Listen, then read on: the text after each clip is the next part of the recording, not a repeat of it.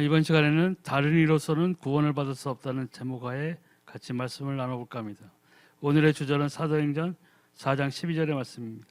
다른 이로서는 구원받을 수 없나니 천하 사람 중에 구원을 받을 만한 다른 이름을 우리에게 주신 일이 없습니다 하였더라. 아멘.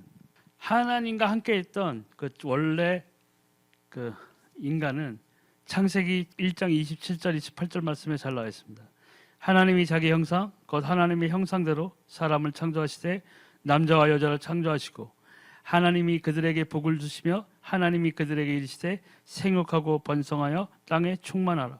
땅을 정복하라. 바다의 물고기와 하늘의 새와 땅에 움직이는 모든 생물을 다스리라 하시니라. 아멘.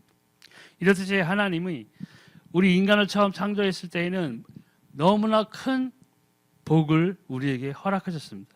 그런데 우리는 하나님의 말씀을 어긴 시점에서 우리 인간에겐 죄와 저주가 들어오게 된 것입니다. 문제가 생긴 이유의 영적 배경에는 하나님과 인간 사이에 약속이 있었죠. 창세기 2장 17절 선악을 알게는 나무 열매는 먹지 말라. 내가 먹는 날에는 반드시 죽으리라 하시니라.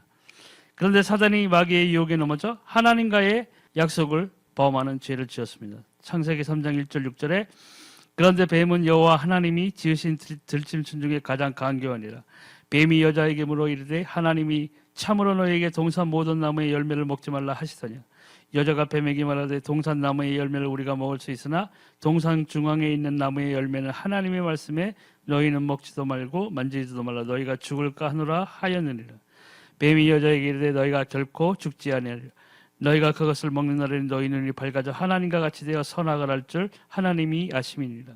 여자가 그 나무를 본즉 먹음직도 하고 보암직도 하고 지혜롭게 할 만큼 탐스럽기도 한 나무인지라.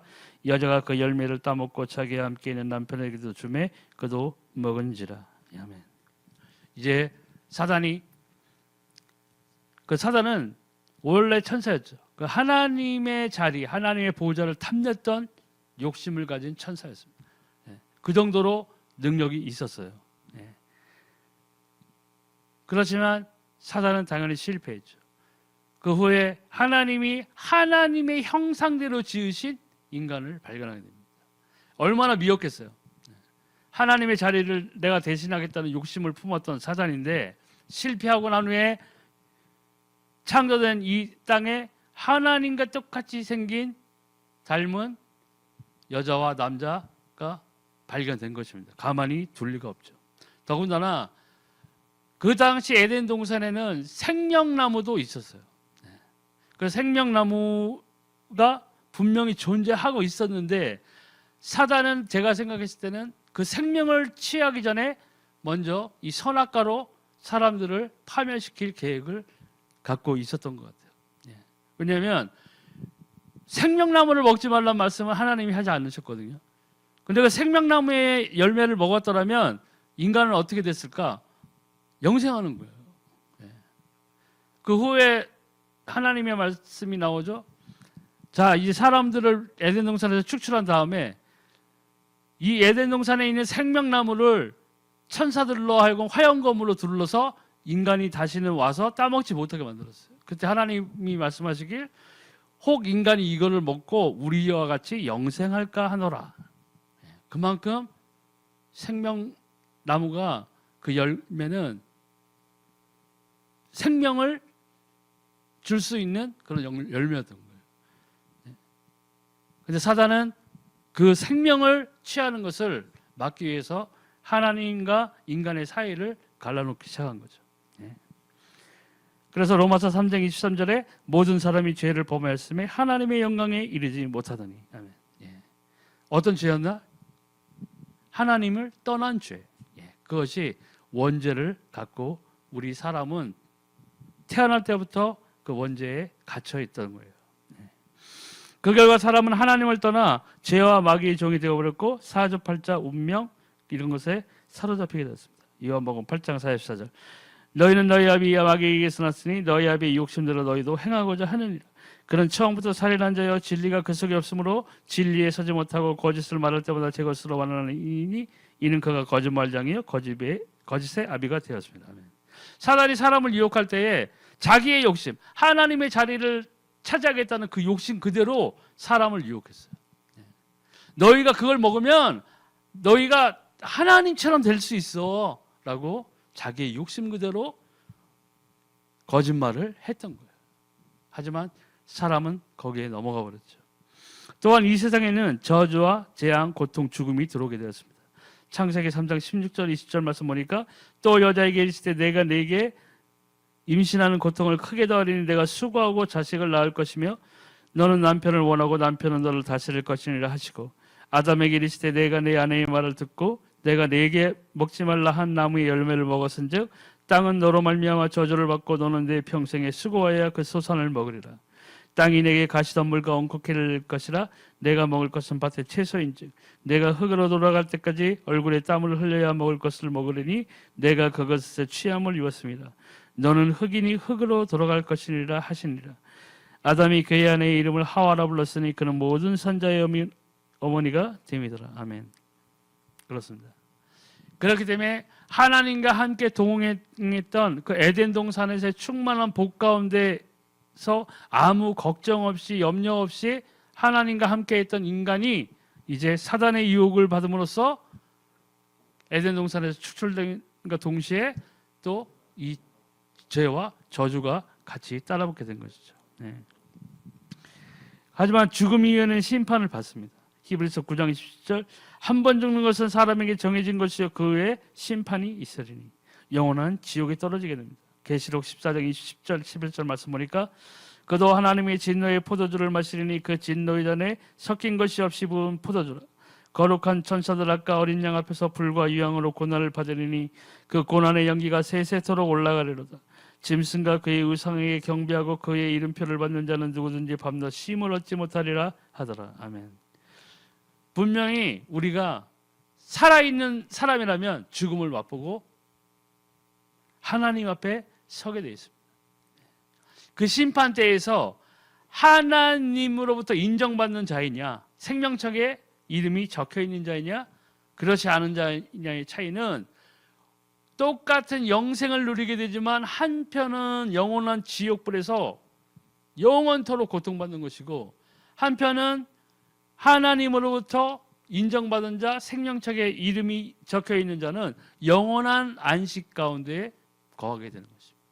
어마무시한 차이가 생긴다는 것이죠. 그러면 또 사도행전 4장 12절 보니까 다른 이로서는 구원을 받을 수 없나니 천하 사람 중에 구원을 받을 만한 다른 이름을 우리에게 주신 일이 없습니다 하였더라. 아멘. 오직 예수 그리스도 외에는 우리가 구원을 받을 수가 없어요. 다른 어떠한 신의 이름을 불러도 답을 얻을 수가 없어요. 생명을 얻을 수 없어요. 다른 종교나 우상, 미신이 답을 줄 수 있어요. 문제의 해결을 줄 수는 있어요. 실제로 무당이나 무슨 스님한테 찾아가서 뭐 칼 가지고 무슨 뭐 그들이 원하는 무엇을 해서 병이 낫고 한 사람이 있다는 거예요. 그 사람들은 그 하나로 인해서 오히려 더 큰 문제에 빠져들게 되는 거예요. 하나님을 모르게 되는 거예요. 그들이 무엇을 믿던 간에 다른 것에 맹신하게 되고 복종하게 된다면 사단에게 종살이 하는 것과 똑같은 거예요. 더 잘 될수록 뭐예요? 하나님과의 관계가 멀어져요. 구원을 받을 수 없어요. 그런 사람은 어떻게 되느냐? 그 후대가 더 문제라는 얘기죠. 자식, 손자, 손녀 내려갈수록 하나님을 모르는 삶을 살아가게 되는 거예요. 그들이 얼마나 부하고 잘 살고 얼마나 좋은 직업을 갖고 있고 이런 거 상관없는 거예요. 그래서 성경에는 너희가 악인의 형통을 부러워하지 마. 그 악인이 정말 악한 자의 형통도 있지만 거기에 악인은 뭘 포함하는 거예요? 하나님 믿지 않는 사람들이에요. 하나님을 모르고 살아가는 사람들이에요. 그들이 정말 멋있게 살고 뭐 유튜브에 나오고 뭐 SNS 뭐 인스타그램 뭐 이런 거에 뭐 좋은 사진 뭐 올리고 뭐 아무리 뭐 유튜브 구독자가 100만 1000만이 된다 한들 하나님과는 상관없는 삶을 살아가고 있는 거예요. 이 세상에 끝이 없는 잔치는 없어요.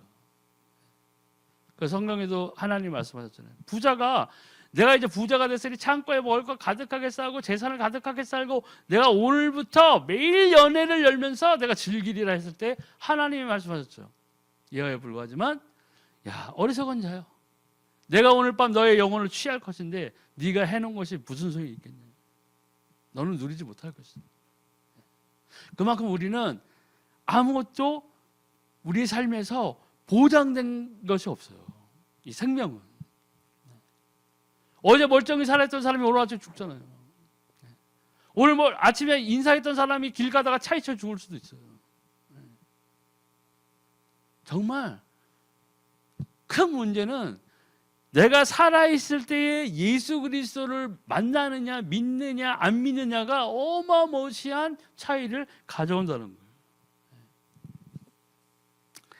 또 철학을 통해 인생의 문제를 해결하려고 노력했지만 더 허무할 뿐입니다. 골로새 2장 8절 누가 철학과 헛된 속임수로 너희를 사로잡을까 주의하라. 이것은 사람의 전통과 세상의 초등학문을 따름이요 그리스도를 따름이 아니니라. 아멘. 사람의 전통이 뭐예요? 여기서 말하는 사람의 전통은 뭐예요? 하나님을 떠난 상태 그대로 유지되고 있는 상태는 거예요. 야 세상에 하나님이 어디 있어? 아유 괜찮아. 우리 마음대로 해. 누가 우리를 막을 것이야? 아유 한 번 인생 즐기다 가는 거지. 그리고 요즘 뉴스인가 뭐 네이버 뉴스 보니까 뭐 우리 20대 자살률이 세계 1위래잖아. 하루에 41명씩 지금 자살하고 있어요. 우리나라가. 애들한테 젊은 애들 유행하는 게 뭐예요? 이상한 믿음으로 이번 생은 틀렸어. 다음 생에서. 야, 사단은 계속 미혹하고 있는 거예요. 문화를 통해서 사상을 통해서 미혹하고 있어요. 야, 이번 생은 글렀어. 계속 주입시키는 거예요. 그 사람들이 왜 자살을 할 정도의 그 용기를 갖고 있는 사람이 그 용기 없으면 자살도 못 하거든요. 근데 그런 사람들이 계속 사단으로부터 악한 영으로부터 영향력을 받고 있는 거예요, 지금. 그렇기 때문에 잘못된 길을 선택하죠. 어떤 연예인은 크리스찬 기독교였나 봐요. 유서를 썼는데 하나님도 다 이해하시고 이렇게 쓰고 했단 말이에요. 이해 못해요, 하나님이. 사단은 지금도 역사하고 있어요. 악한 것으로. 그 악함이 무엇이냐? 우리가 생각하는 죄, 무슨 살인죄, 절도 이런 죄도 있지만 가장 사단이 사람들에게 영향력을 끼치는 것은 하나님을 만나는 길, 예수 그리스도를 모르게 하는 거예요. 다른 것으로 다 채워버린다. 결코 예수 그리스도 외에는 우리가 하나님을 아버지라 부를 수 없어요. 불신자가 갑자기 놀라가지고 가슴을 쓰러져 아이고 하나님 이럴 수는 있죠. 그렇다고 하나님이 그 사람의 아버지가 된 건 아니에요. 왜요? 예수 그리스도를 통하지 않고는 하나님을 아버지라 부를 수 없는 거예요. 선행을 통해 죄를 해결하려 하지만 죄가 없어지기는커녕 더 많아졌습니다. 만약에 선행으로만 해서 구원을 받을 수 있다면 우리는 학교에서부터 1교시부터 7교시까지 다 도덕으로 가르쳐야 돼요. 사람이 먼저 돼야 한다 해서 국민학교는 1학년부터 6학년 때까지 전부 도덕만 가르쳐야 된다고. 하지만 변하지 않아요. 그래서 선성설, 성악설 나오잖아요. 처음 사람이 태어날 때 처음부터 악했냐, 처음부터 산했다, 이거 가지고 지금도 싸우고 있고 철학적으로도 논쟁이 심하지만 성경으로 보면 뭐예요? 아니에요. 영적으로 영향력을 받는 사단이 존재하고 있다는 거예요. 이 세상에서 어떤 책도 그걸 밝혀내지 못했지만 오직 하나님의 말씀으로 되어진 성경은 사단이 누구인지를, 사단이 지금 사람들에게 어떤 영향력을 끼치고 있는지를 정확히 얘기하고 있어요. 그래서 하나님의 말씀이 그만큼 중요하다는 거예요. 우리 믿는 크리스찬이라면은 내가 하나님의 향한 정말 믿음을 갖고 있다라는 것은 뭐냐 하면 결론적으로 말하면 하나님의 말씀대로 살아가야 돼요. 이 성경, 구약, 신약에 나온 모든 하나님과 동행했던 사람들은 그것을 자기의 삶으로 보여줬어요. 하나님한테. 아브라함도 자기 아들을 찔러 죽일 때 손을 들고 배를 향해서 내리칠 때 하나님이 그 아브라함의 믿음을 인정했어요. 우리가 아무리 하나님 앞에서 사랑해요, 예수님 사랑해요, 뭐 이렇게 하는 거는 가장 기초적인 단계에 불과한 거예요. 진짜 중요한 건 내가 내 행위로, 나의 믿음으로 하나님께 인정받아야 돼요. 말로만 사랑해요, 마음속으로만 사랑해요, 나 하나님 사랑해요, 사랑해요, 소용없어요. 그런 사람들은 뭐예요? 기도응답 못 받아요. 하나님 앞에 와, 네가 정말 하나님이 그래서 다윗한테 그러는 마음이 합한 자라고 그랬단 말이죠. 마음이 합한 자는 뭐예요? 하나님과 마음이 합한 자는 하나님의 뜻대로 사는 사람이에요. 하나님의 뜻대로 살아야 하나님이 나와 마음이 합한 자라고 하시는 거예요. 그런 사람이 하나님과 동행하기 때문에 어떠한 환경이나 문제나 고난이 닥쳐도 그것을 뚫고 나갈 수 있어요. 원망하지 않았다는 거예요. 왜요? 그 환경 자체는 바울이 뭐 난파선에 있을 때도 있었잖아요. 감옥에 잡혀 있을 수도 있었어요. 그때도 있었단 말이죠. 불에서 독사, 모닥불에서 피하는데 독사가 나와서 물어서 여기 물린 그 사건도 있었다는 얘기죠. 그거는 사람의 시각으로 보면 환경이 아주 위태로운 환경, 어려운 환경이었지만 바울은 흔들리지 않았던 이유가 하나님이 그와 함께 하셨다는 거예요. 근데 하나님이 그와 함께 하신 이유, 성령의 충만함으로 그 삶이 채워진 이유는 바울이 하나님의 말씀을 벗어나지 않는 삶을 살았다는 거예요. 우리의 삶이 그래야 돼요.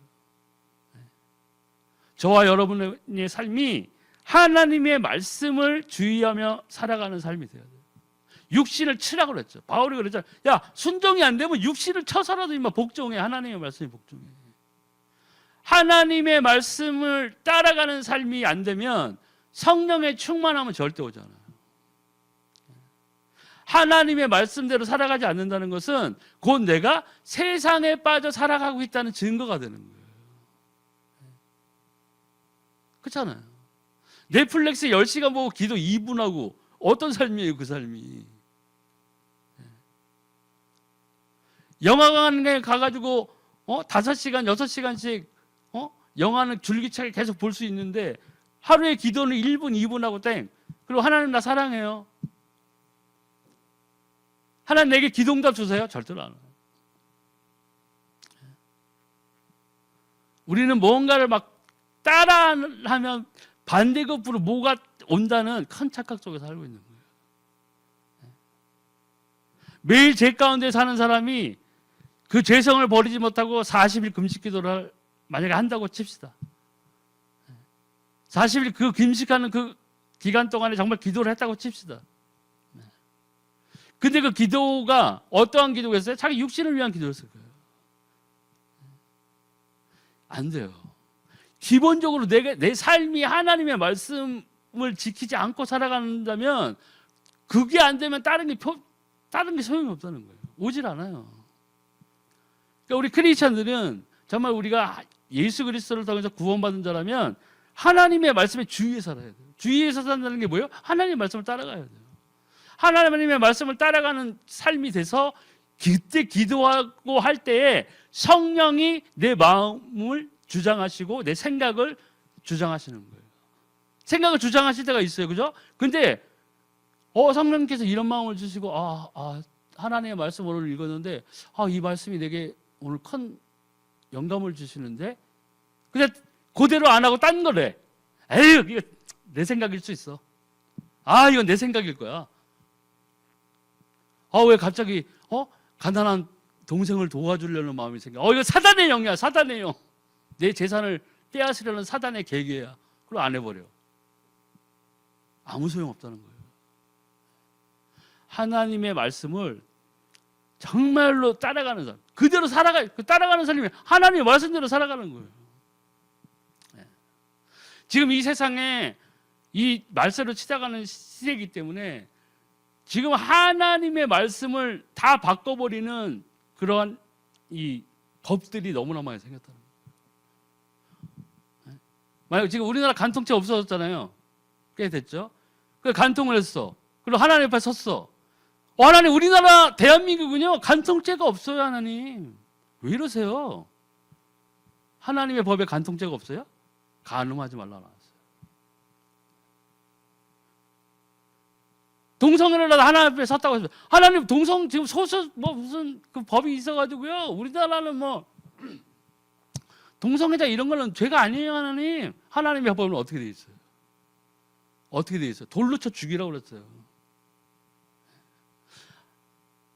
그 인본주의로 바라보면 하나님의 것을 볼 수가 없어요. 인본주의로 살아가면 하나님의 말씀을 지켜 살아갈 수가 없어요. 내가 무엇을 그래서 경외하라고 그랬죠. 하나님을 경외, 두려워하라고 그런 거예요. 오직하면 예수님이 예하로 들었을 뿐이면 그렇겠어요. 눈이 범죄에 눈알을 빼버려. 너희 손이 팔이 다 잘라버려. 너희가 사지육신이 멀쩡해서 지옥에 떨어지는 것보다 너희가 하나가 모자라서 천국에 가는 게 훨씬 낫다. 오직하면 그렇게 말씀하셨겠냐는 거예요. 네. 근데 다행히 지금 우리가 예수를 그리스도로 주로 시인한 우리 그리스도인들은 뭐예요? 예수 그리스도의 피로 해결을 다 받다는 거예요. 너무나 감사한 거예요. 네. 율법으로 따지면 하나님의 나라에 갈 자가 없어요. 율법으로는 안 돼요. 그래서 예수님이 뭐라고 했어요? 내가 율법을 폐하러 것이 아니라 율법을 다 이루려. 그리스도를 통하지 않고는 들어갈 수가 없어요. 그의 피로 씻김 받지 않으면 우리는 하나님 앞에 설 수가 없어요. 구원을 받을 수가 없다는 거예요. 네. 또 그래서 하나님만이 이 문제를 해결할 수 있었기 때문에 하나님이 사람의 몸을 입고 이 땅에 오신 거예요. 요한복음 1장 14절 말씀이 육신이 되어 우리 가운데 거하시며 우리가 그의 영광을 보니 아버지의 독생자의 영광이요 은혜와 진리가 충만하더라. 예. 하나님은 아들의 인격으로 이 땅에 오셔서 우리를 위해 십자가에 죽으심으로 우리에 대한 자기의 사랑을 확증하셨습니다. 요한복음 3장 16절 하나님이 세상을 이처럼 사랑하사 독생자를 주셨으니 이는 그를 믿는 자마다 멸망하지 않고 영생을 얻게 하려 하심이라. 아멘. 제일 제가 감동받는 구절 중에 하나예요. 그렇습니다. 우리가 무작정 몇 번 말씀드렸지만 하나님께 대한 그것이 마치 아이가 부모를 향한 투정이나 이런 걸로 생각하는 사람이 있다고요. 하나님은 자기의 이 세상에 대한 사랑을 예수 그리스도를 통해 보내심으로 확증하셨어요. 그게 하나님의 사랑이에요. 이 예수를 믿고 구원받아라. 생명을 받아라. 아무 조건 없이 생명을 얻어라. 그게 하나님의 사랑이라는 거예요. 근데 뭐 하나님 왜 안 주세요? 왜 저기 있는 쟤는 나보다 늦게 믿고 지금 뭐 주일 성수도 잘 안 하고 있는데 왜 쟤보다 제가 더 못 사나요? 이런 식으로 추정한다는 얘기예요. 하나님의 사랑은 그런 육신적인 우리의 부모가 내 자식을 향한 무한 애정이 아니에요. 그럴 거면 뭐하러 지옥을 만들었어요, 하나님이? 뭐하러 하나님이 지옥을 만들고 왜 예수 그리스도 안 믿으면 다 지옥 보내는 이유가 뭐예요? 하나님의 생각은 우리의 생각과 같지 않아요. 근데 우리는 어차피 이 육신을 입고 있기 때문에 자꾸 그 육신에서 얻어지는 경험을 하나님 앞에 요구하는 거예요. 그렇지 않아요. 또 로마서 5장 8절 보니까 우리가 아직 죄인 되었을 때 그리스도께서 우리를 위하여 죽으심으로 하나님께서 우리에 대한 자기의 사랑을 확증하셨습니다. 여기도 나오죠. 그리스도께서 2000년 전에 이미 십자가에서 다 완성하신 거예요. 그 구원의 사역을 완성하셨어요. 창세기를 보니까 아담과 단둘이 하나님의 말씀을 어기고 범죄했을 때 죄가 들어오고 저주가 들어오고 했지만 하나님께서 또 구원의 언약도 주셨죠. 여인의 후손이 이 땅에 올 거라고 그랬어요. 우리는 다 남자의 씨를 받은 생명체들이에요. 남자의 씨를 통하지 않으면 우리는 어머니 뱃속에서 잉태될 수가 없는 상황이었어요. 그런데 우리는 다 원죄를 갖고 있기 때문에 원죄가 없으신 분이 대속물로 오시기 위해 남자의 씨가 아닌 성령으로 잉태되어 오신 거예요. 원죄 없이. 하나님이 우리와 상의하지 아니하시고 아담과 하와 단둘이 범죄했을 때에 하나님께서는 구원의 약속을 우리에게 허락하셨어요. 그래서 다른 구절의 성경이 뭐예요? 피 흘림이 없으면 죄사함이 없다고 그랬어요. 아담과 하와가 벌거벗고 있어서 선악과 먹은 다음에 갑자기 부끄러움을 느끼고 하나님의 낯을 피해서 피해버렸죠. 근데 하나님이 그 아담과 하와에게 첫 번째 하신 일은 뭐였냐? 짐승의 가죽을 벗겨서 옷을 지어주셨어요. 피를 흘렸다는 거예요. 아담과 하와가 하나님의 말씀을 어겼을 때에 반드시 죽는다고 그랬죠. 하나님이 반드시 죽는다고 해도 안 죽었잖아요. 가죽 옷을 지어서 그 짐승의 피로 대신한 거예요. 아담과 하와 때부터. 하물며 그 짐승의 피로 속죄함 받은 아담과 하와도 살았는데 하나님의 본체이신 예수 그리스도, 하나님의 말씀이잖아요. 하나님의 말씀이 창조 사역 때부터 같이 계셨어요. 그분이 육신을 입고 이 땅에 오신 거예요. 그래서 예수 그리스도께서 십자가에서 피 흘리시고 돌아가시기 전에 하신 말씀이 뭐예요? 내가 다 이루었다. 0.01%의 부족함 없이 예수님께서는 자신의 그리스도의 사역을 담당하셨어요. 완성하셨다는 거예요. 그 공로로 우리가 예수를 주라 시인하면, 그리스도라 시인하면 우리는 구원받게 돼 있어요. 너무나 감사한 일이죠. 또 예수께서 이 땅에 오신 목적은 이 땅에 사는 모든 사람에게 하나님을 만나는 길이 되기 위해서 오신 거예요. 요한복음 14장 6절. 예수께서 이르시되 내가 곧 길이요 진리요 생명이니 나로 말미암지 않고는 아버지께로 올 자가 없느니라. 마가복음 10장 40절. 인자가 온 것은 섬김을 받으려 함이 아니라 도리어 섬기려 하고 자기 목숨을 많은 사람의 대속물로 주려 함이니라. 아멘. 예수님께서 자신의 사역을 어떠한 것인지를 말씀을 하셨어요. 근데 하나님이란 증거로 또 부활하셨습니다. 고린도전서 15장 3절 5절 보니까 내가 받은 것을 먼저 너에게 전하였노니 이는 성경대로 그리스도께서 우리 죄를 위하여 죽으시고 장사 지낸 바 되셨다가 성경대로 사흘 만에 다시 살아나사 게바에게 보이시고 후에 12제자에게라 나오죠. 여기서 중요한 게 뭐예요? 성경대로 하나님이 말씀하신 그대로 부활하셨어요. 부활하셔야 되는 이유가 뭐예요? 우리도 나중에 부활을 한다니까요. 그 다른 신약에 뭐라고 그랬어요? 사두개파인가 뭔가 부활을 믿지 않는 사람들이 있었어요. 예수 그리스도를 인정은 하는데 부활을 인정 못했어. 이거 구라. 이거는 좀 너무 사람들한테 전할 때 이거는 좀 뉘앙스가 안 좋아. 이 거짓말 같아. 어떻게 죽었다 살아나. 이렇게 된 거예요. 근데 뭐예요? 부활하신 것까지 믿어야 돼요. 다른 성경에 나와 있듯이 사망아 너희 쏘는 것이 무엇이냐? 승리하였다. 나중에 요한계시록 나오죠. 사망도 불못에 던져져요. 사망까지도 불못에 던져진다는 거예요. 싹 없어. 그러니까 우리가 영생하는 거예요. 예수 그리스도의 이름으로. 그의 피의 공로로. 우리는 유한적인 삶을 살고 있기 때문에 영생을 느끼지를 못하는 거예요. 그러니까 감사가 없어요. 그걸 바라보지 못하기 때문에 이 땅에서 자꾸 무언가 더 악한 것을 통해서라도 내가 더 잘 먹고 잘 살려고 노력하는 거예요. 일단은 금강산도 식후경이라는데 천국은 뭐 일단 나중에 뭐 갈 거고 여기서 난 좀 더 누리고 살아야 되겠어. 남을 좀 짓밟아서라도 남의 것을 가져가야 되겠어. 이러고 사는 거예요 지금. 근데 뭐예요? 우리 소망이 소망. 바라는 것들이 어디 있느냐는 거예요. 예수님 말했잖아요. 야 너희의 보화를 이 땅에 다른 것들이 좀 먹는 이런 땅에다 쌓아두지 말고 너의 보화를 뭐예요? 하늘에 둬. 내 소망이 어디 있는 거예요? 내 소망이 어디 있냐는 거예요. 내가 정말 바라는 것. 내가 이 육신을 떠났을 때 정말 하나님 옆에 가는 걸 꿈꿔요. 누구나 간다니까요. 가기는 믿지 아니하면서도 가요. 하나님 앞에 서게 돼 있다고요. 그때 하나님께서 예수님 말씀하셨잖아요. 내가 하나님의 거룩한 보좌 앞과 그의 거룩한 천사들 앞에서 내가 너희를 시인하니라. 잘했다.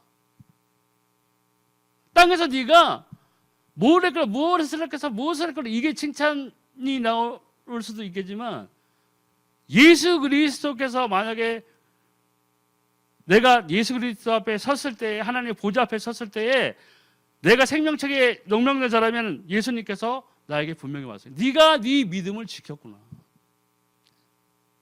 믿음을 지키는 게 뭐예요? 단순히 예배당에 주일 성수 50년 40년 하는 것 그 하나가 믿음을 지켰다고 생각한다면 큰 오산을 하는 얘기예요. 내가 믿음을 지켰습니다 하는 것은 사도 바울이 내 믿음을 지키고 어떤 성도들이 내 믿음을 지켰다는 것은 뭐냐면 하나님의 말씀을 버리지 않았다는 거예요. 그때 그 성도들이 로마 시대에 핍박을 받아서 끌려가서 콜로세움에서 남들의 조롱거리가 되고 십자가에 못 박혀서 화형식을 당하고 사자한테 던져지고 호랑이한테 던져지고 창에 찔리고 모가지 잘리고 사람들은 로마 시민들은 그것을 보고 박수치고 조롱했지만 그들은 왜 그렇게 죽음을 당한 거예요? 그 믿음을 지킨 거예요. 부인하지 않았다는 거예요. 살려주세요. 사실은요. 나 예수 안 믿어요. 이런 게 아니었다는 거예요. 그게 뭐예요? 믿음 지킨 거예요. 나중에 666표가 이제 나오죠. 그때 예수님께서 말씀해요. 내가 다시 오는데 그때 내가 믿음을 보겠느냐? 왜요? 이렇게 호화로운 예배당도 많고 모이는 성도들도 많은데 왜 믿음을 못 보세요? 말씀대로 안 살아간다는 거예요. 666 나오면 분명히 666을 받으러 가는 사람들이 너무나 많다는 거예요. 이 교회에 앉아있는 사람들, 이 예배당에 앉아있는 사람들. 그걸 아무도 자신할 수 없어요. 믿음을 지키기 위해선 우리의 삶에 하나님의 말씀을 따라가는 삶이 필연적으로 따라와야 된다. 그냥 찬송가 틀어놓고 이게 아니에요. 변해야 돼요. 누굴 닮아가는 삶으로? 예수 그리스도를 닮아가는 삶으로. 그러니까 여러 성경 구절에서 이런 것들이 다 나왔다고요. 우리가 그리스도로 옷을 입자. 옷이 뭐예요? 남한테 보여지는 게 옷이잖아요. 뭐 입었구나. 좋은 거 입었네. 이렇듯이 옷이 뭐 투명해요? 다 보이잖아요. 내 삶에서 와, 네가 예수님 믿는구나. 정말 너 뭔가 다르다. 성경에 다른 구절에 뭐라고 그랬어요? 사람으로부터 칭찬을 받되 하나님한테도 칭찬받아야 돼요. 근데 우리는 하나님한테 칭찬받으려고 남을 핍박하는 사람이 있어요. 헌금만 많이 내면 되지 뭐. 직원들 월급도 제대로 안 주면서 다 빼서. 그리고 하나님한테 헌금한다고 좋아해. 어떤 사람은 내가 단순히 헌금만 많이 하는 것으로 그게 구원이라고 생각하는 사람도 있어요. 정확히 얘기하자면 뭐예요? 헌금 많이 낸다고 구원받아요? 봉사 많이 한다고 구원받는 거예요? 만약에 여기서 예수님을 모르는 삶을 살면서 나는 헌금 많이 하고 봉사 많이 하니까 난 된 거야 이제. 뭐 찬송, 기도 이런 건 필요 없어. 여러분들 생각을 바꿔야 돼요. 무조건 예수 그리스도를 믿는 게 아니면 구원 받지 않아요.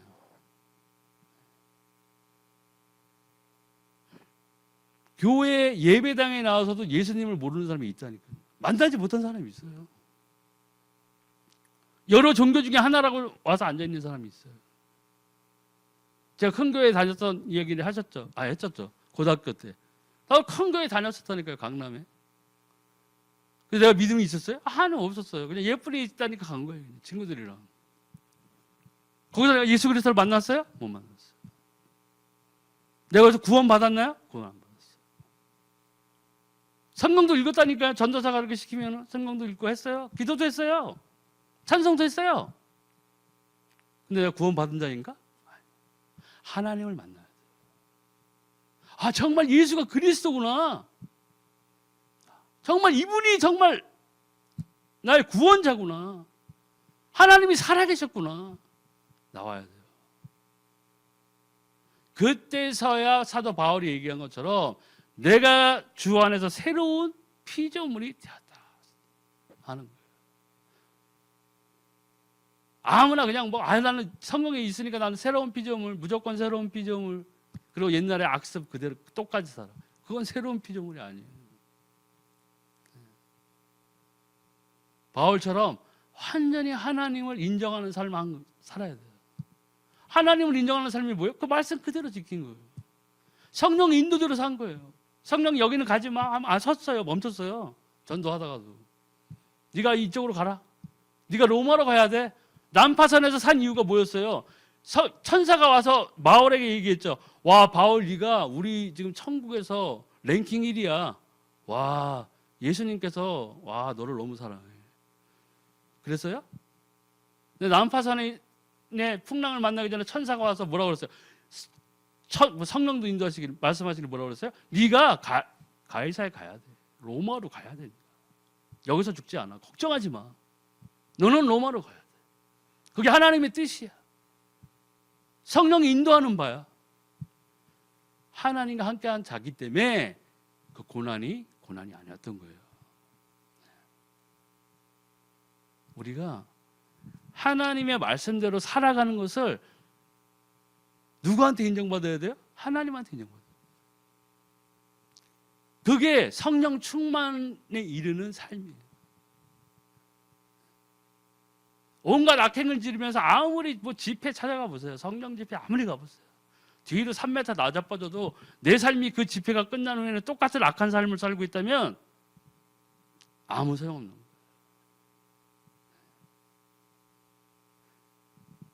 우리가 어떤 것을 택해야 될지를 진짜 잘 생각할 뿐만 아니라 이제는 그 말씀대로 살기 위해서 아브라함이 본토 아비집을 떠난 그 첫 발을 우리가 하나님 앞에서 보여드려야 돼요. 네.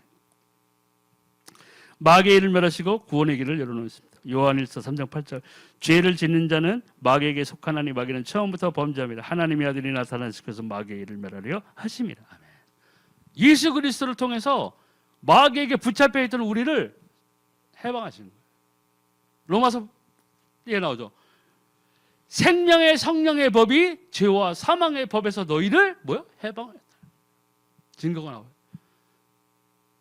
매번 말하지만 내가 고등학교 때 그때 특히 귀신에게 많이 시달렸었거든요. 매일 밤 찾아가서 막 괴상한 웃음소리를 내고 나 잠 못 자게 하고 막 하는 거예요. 내가 이 예수 그리스도를 진짜 만난 날, 믿은 날, 기도한 날부터 그 악령의 역사가 끝쳤다는 거예요. 난 체험했어요. 내가 잘났다는 게 아니에요. 우리 그리스도인들의 삶에서, 이 신앙의 삶에서는 뭐가 있어야 되냐면 말씀의 성취가 내 삶에 있어야 돼요. 무슨 말씀의 성취가 맨날 부자 되는 것만 놓고 기도하면서 부자가 안 돼가지고 원망하다가 신앙생활 끝나는 사람이 너무 많다는 거예요. 허망한 걸 잡은 거예요. 내가 하나님의 말씀대로 따라가고 내가 기도했더니 이 하나님의 말씀 그대로 내 삶에 이루어졌구나. 이게 있어야 돼요. 그게 있으면 변하지 않아요. 믿음을 부인할 수가 없는 거예요. 내 상황이 아무리 더럽고 내 재정이 형편없이 떨어지고 내 환경이 다 가시밭길처럼 보이고 여리고처럼 보여도 예수가 그리스도 된 것을 부인할 수가 없어요. 정말 하나님 살아계시죠. 지금 내가 비록 이렇게 자빠져 있고 하지만 이건 내가 하나님의 뜻대로 살지 않았기 때문에 내가 당연히 겪는 일일 뿐이야. 다시 난 하나님께로 돌아가야 되겠어. 이게 된다는 거예요, 여러분. 하나님 부인할 수 없다니까. 예수 그리스도 분명히 살아계셨어요. 네 사는 꼴을 보면 그거 아닌 것 같은데 그때 뭐라고 그래야 돼? 맞아. 내가 감히 내 주제에 그런 말을 할 수가 없지. 여러분 아니에요. 당당히 선포하셔야 돼요. 하나님 살아계십니다. 나를 구원하신 하나님 감사드려요. 그러니까 원초적인 감사가 있어야 된다니까. 원초적인 기쁨이 있어야 돼요. 그게 있어야 내가 생명을 가진 자예요. 다른 걸 생각하면 막 머리 아프고 할 때 그래도 하나님께서 나에게 이 생명을 주셨구나. 예수 그리스도를 만나게 해주셨구나. 하나님 정말 감사합니다. 하나님 정말 너무나 감사합니다. 저는 이 예수 그리스도로 인해서 하나님으로부터 생명을 받았습니다. 생명 주신 하나님께 감사드립니다. 이게 있어야 된다는 거예요. 근데 뭐 안 주면, 뭐 내 뜻대로 안 되면, 뭐 아파트 뭐 청약 떨어지면 원망하고, 로또 샀는데 또 안 됐네. 와, 하나님 감사합니다. 5년 8개월 동안 안 되겠네요. 이렇게 하고 있다고요. 잘못된 거예요. 그럼 어떻게 하면 구원받습니까? 예수님을 영접해야 돼요. 요한복음 1장 12절, 영접하는 자 곧 그 이름을 믿는 자들에게는 하나님의 자녀가 되는 권세를 주셨으니. 예수 그리스도를 주로 시인하면 나에게 하나님의 자녀가 되는 영적 신분이 바뀌어진다는 거예요. 예. 제가 간접적으로 그걸 어떻게 알았어요? 우리 엄마가 점치러 가가지고, 귀신 들린 자에서 점치러 가서 내 사주팔자인가 뭔가 이렇게 던져주고, 얘 우리 아들인데 뭐 어떻게 될 것 같아요 했을 때, 그 귀신 들린 점쟁이가 뭐라고 우리 엄마한테 했냐? 얘는 하나님을 믿는 아이네. 젊게 안 나와. 그걸 우리 엄마가 나중에 나에게 얘기했어요. 뭐예요? 내가 예수 그리스도를 통해서 영적 신분이 하나님의 자녀로 바뀐 거예요. 요한복음 8장 44절에 나오면 너희는 너희 아비 마귀에게서 났으니, 그 영적으로 속해 있다는 거예요. 내가 아직 죄인 되었을 때 세상의 풍속을 따르고 공중권세 잡은 자를 따랐던 그 신분에서 내가 이 요한복음 1장 12절처럼 영접하는 자 곧 그 이름을 믿는 자들에게는 하나님의 자녀가 되는 권세를 주셨습니다. 단순히 이것이 그냥 예쁜 여자 전도사님이 와가지고 거기에 홀려가지고 다 따라하세요 네 하면서 예수님을 나의 구주로 영접합니다 아멘, 그거 구원 아니에요. 구원의 증거가 따라와야 돼요. 내가 정말 하나님의 자녀된 증거가 따라와야 돼요. 하나님을 더 사랑해야 되고, 나 사모하게 되고, 성령의 인도를 받기 위해서 기도해야 되고, 하나님께 감사드려야 해요. 예배 드려야 된다고요. 근데 뭐, 나는 하나님은 나 너무 사랑하셔. 근데 예배는 안 드려도 돼. 예배까지 드리면 하나님의 사랑 때문에 나는 미칠 것 같아. 그리고 안 드려. 여기에서 그 이름을 믿는 자들은 하나님의 뜻대로 구원받은 자, 그 증거로 볼 하나님의 뜻대로 살아가는 사람들, 작정한 사람들, 그 발걸음을 내딛는 사람들, 그 사람들이 정말 이 구원받았다는 거지. 단순한 뭐 어떤 이 기도문 뭐 줬다고 그래가지고 우리 전도하는 사람이 예쁘니까 한번 따라해봐야지, 소용없어. 또 로마서 10장 9절 10절에 내가 말할 내 입으로 예수를 주로 시인하며 또 하나님께서 그를 죽은 자 가운데서 살리신 것을 내 마음에 믿으면 구원을 받으리라. 사람이 마음으로 믿어 의에 이르고 입으로 시인하여 구원에 이르니라. 입술로 시인해.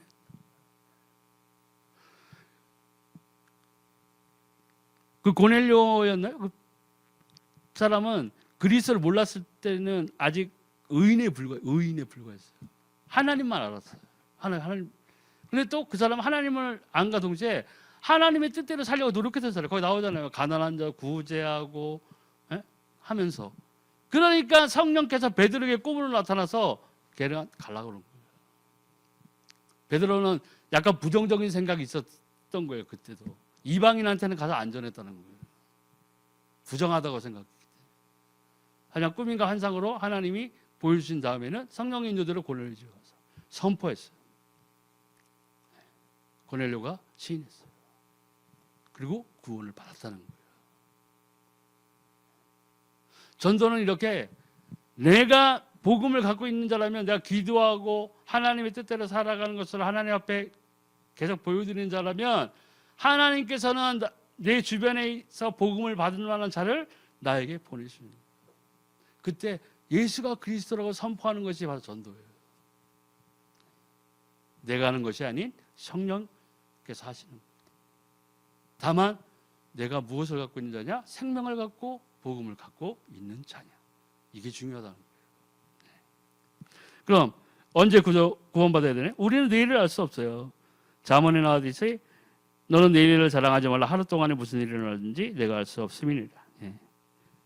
그 사람들에게 이 영적 기도문을 같이 얘기해 줘야 돼요. 이 영적 기도문만 가르쳐 주는 것이 아니라 확실하게 정말 예수가 그리스도 된 걸 가르쳐 줘야 돼요. 얘기해 줘야 돼요. 이 예수 그리스도께서 당신을 위해서 십자가에 못 박히시고 피 흘리셨는데 그것은 그분이 하나님의 말씀대로 이 땅에 오셨고 하나님의 말씀을 이루기 위해서 십자가에 달리셨어요. 그리고 우리가 그 대가로 값없이 구원을 받은 거예요. 네. 간단한 것 같지만 어떻게 보면 뭐예요? 미련한 거예요. 사람들이 생각할 때. 그래서 다른 성경이 그렇잖아요. 사람들이 보기에 십자가의 도가 뭐예요? 미련한 거라고 그랬어요. 하지만 믿는 우리에게는 능력이다. 예수 그리스도 외에는 아무것도 우리에게 생명을 줄 만한 가치가 있는 이름이 없다는 거예요. 왜냐? 하나님께서 그렇게 말씀하셨어요. 예수 외에는 없어요. 네. 그럼 다음 성경 구절을 반드시 기억해 주세요. 요한일서 5장 11절 13절. 또 증거는 이것이니 하나님이 우리에게 영생을 주신 것과 이 생명이 그의 아들 안에 있는 그것이니라. 아들이 있는 자에게는 생명이 있고 하나님의 아들이 없는 자에게는 생명이 없느니라. 내가 하나님의 아들의 이름을 믿는 너희에게 이것을 쓰는 것은 너희로 하여금 너희에게 영생이 있음을 알게 하려 함이라. 요한서도 나온 거죠. 답답했던 거예요. 요한사도가 보니까. 예수를 믿어서 좋아하는 들을 하는데 너희 안에 생명을 주신 분이 너희에게 영생을 주신 거야. 정말 중요한 건 생명이야. 그래서 앞에 구절을 보셨어요? 그 당시에도 막 싸우는 사람이 있었다는 거예요.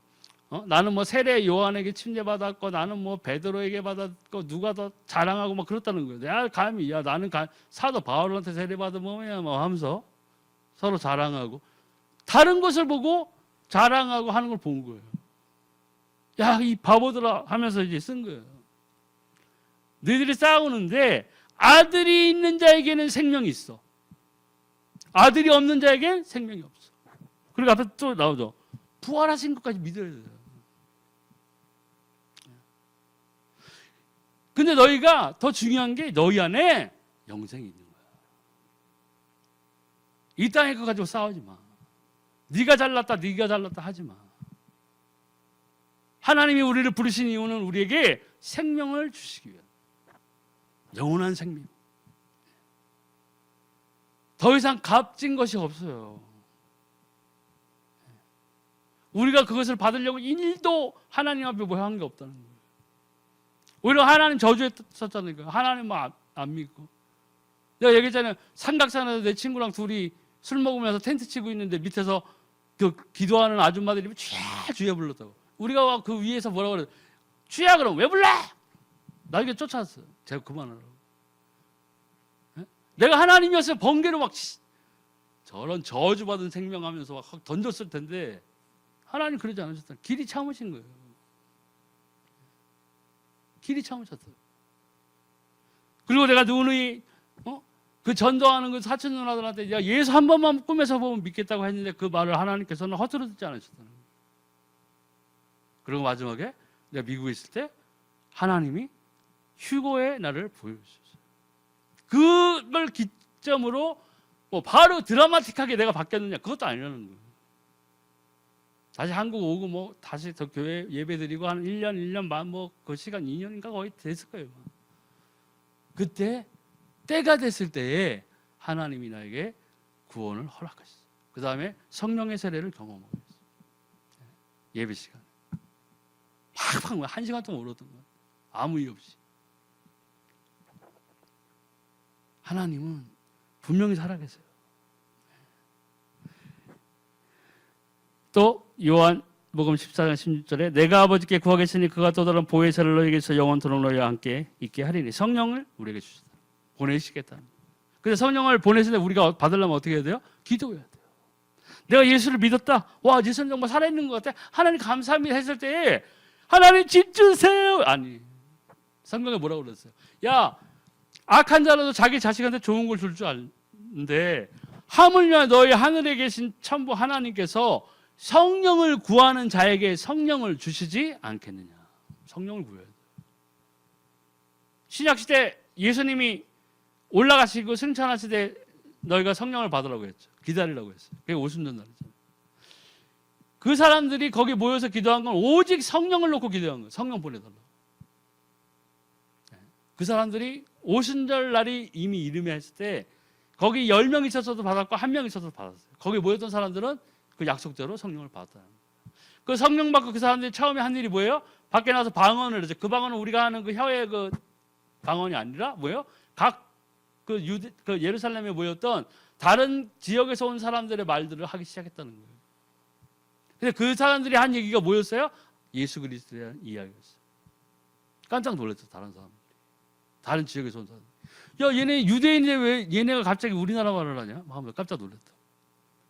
근데 그 내용을 들어보니 뭐였어요? 예수가 그리스도라는 내용이었어요. 복음을 이야기했다는 거예요. 우리가 그렇게 돼야 돼요.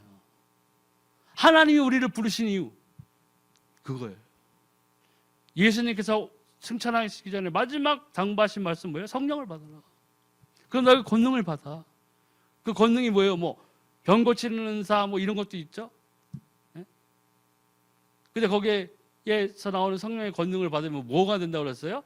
유다와 예루살렘과 유다와 사마리아 땅 끝까지 이르러 내 증인이 되리라.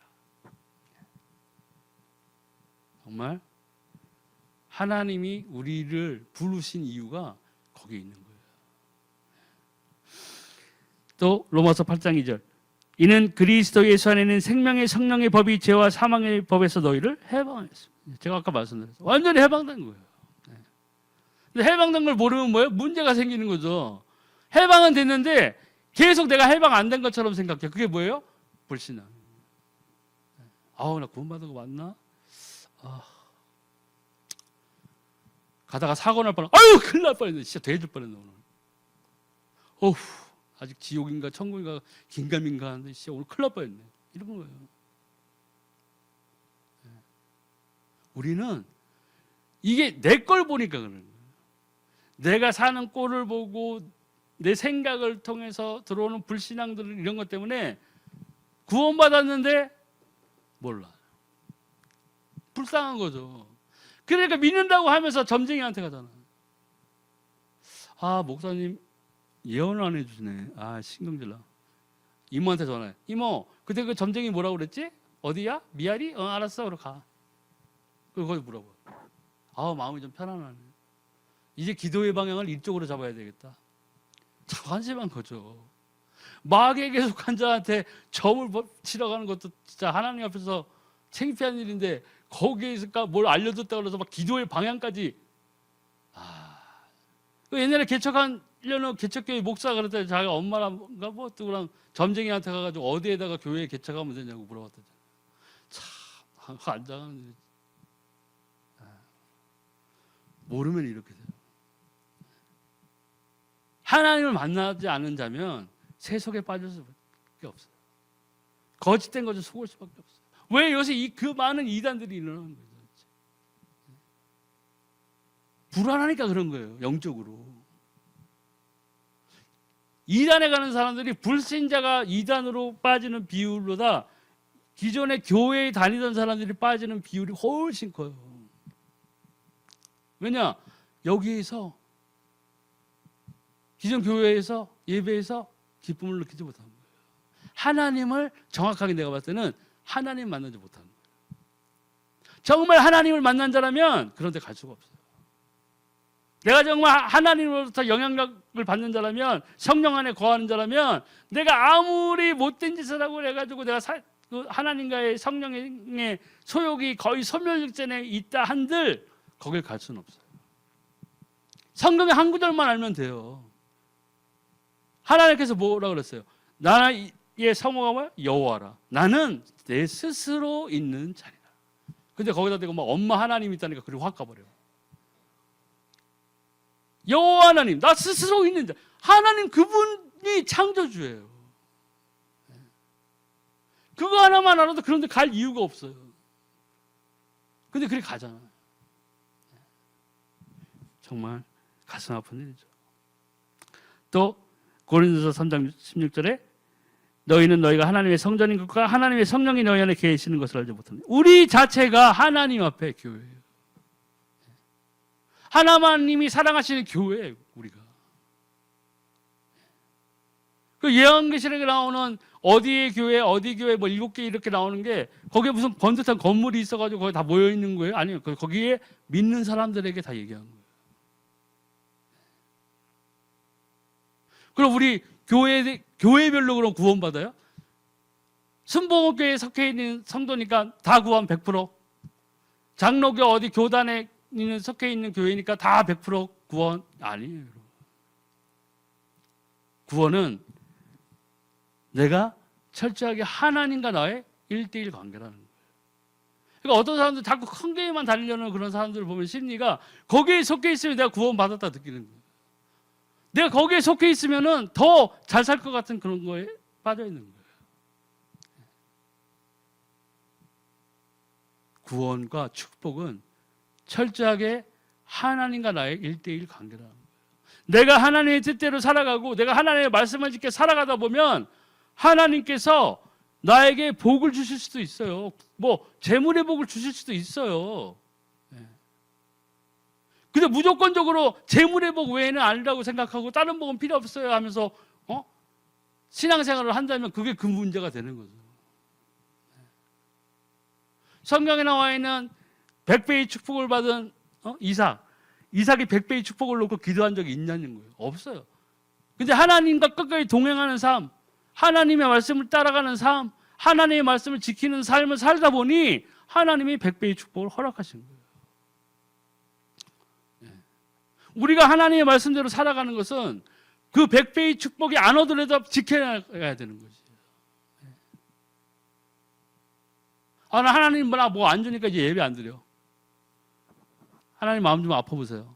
나 죽어도 하나님 뭐 이거 주기 전까지는요, 나 예배 안 드립니다. 하나님 선포했어요. 마음대로 해보세요.